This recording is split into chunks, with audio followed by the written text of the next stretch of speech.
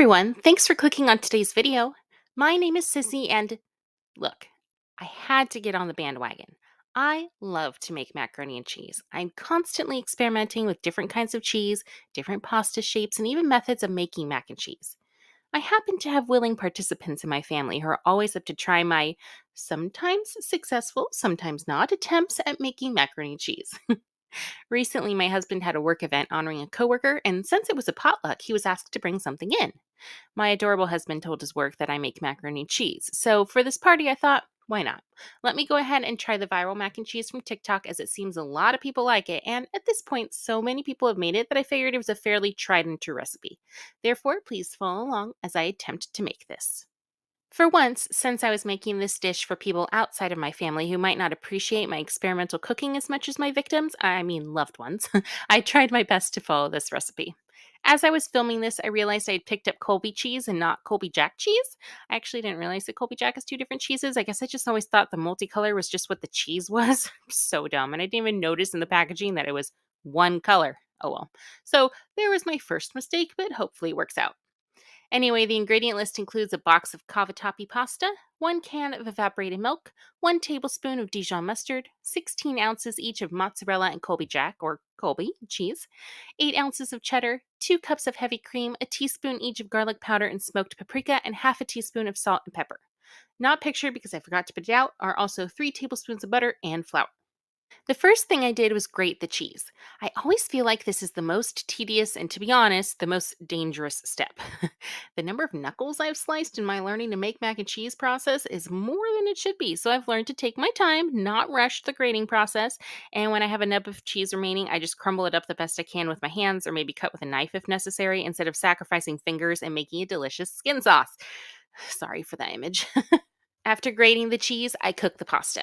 I love a good al dente, and because the dish is being baked, I tend to do a minute or two less than what the Bach recommends in boiling the pasta. And you know what? I hear that through the grapevine too, that this is the best thing to do. You know what I want to do in the future? I want to make my own pasta. I hear it isn't too difficult, and freshly made pasta truly is the most delicious. So that's on my list of recipes to make in the future. While the pasta boiled, I divided the seasonings in half per direction. My husband says that seasoning measurements should come from the heart and how one feels and tastes, but my overwhelming desire to measure things out and follow what the directions say to do as far as measurements go outweighs the feel for the amount of seasonings to taste. So hopefully this came out okay.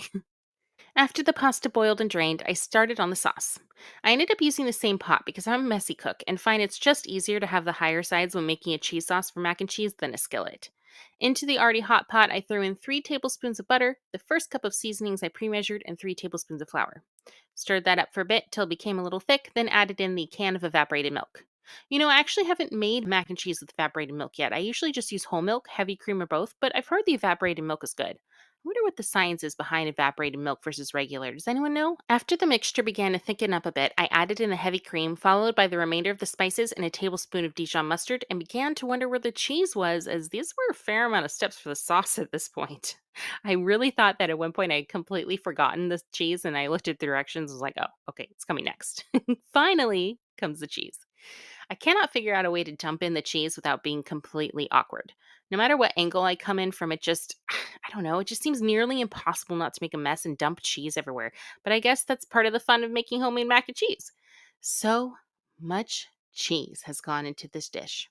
It was looking pretty good at this point, though, and smelling really good. Here was where I made my second mistake in not following the recipe.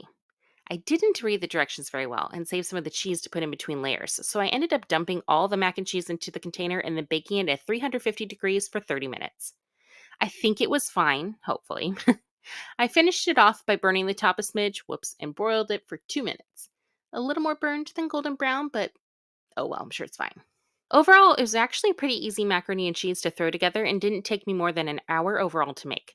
Obviously, shredding the cheese is a bit tedious, but I've also experimented with pre shredded cheese before, and the chefs out there are right. The sauce just comes together better and is more creamy when the cheese is freshly grated.